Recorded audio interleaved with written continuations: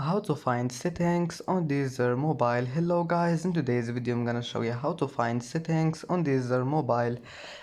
First then open Deezer, and here you will find this one, this icon in the top corner. Now click on it, and that's it. That's how to find settings on Deezer mobile.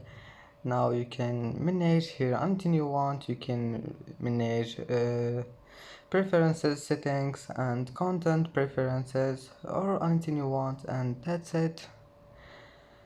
And that's how to find settings on Deezer mobile. And that's it for today's video. Don't forget like and don't forget subscribe, and thank you for watching this video until the end and see you in the next video.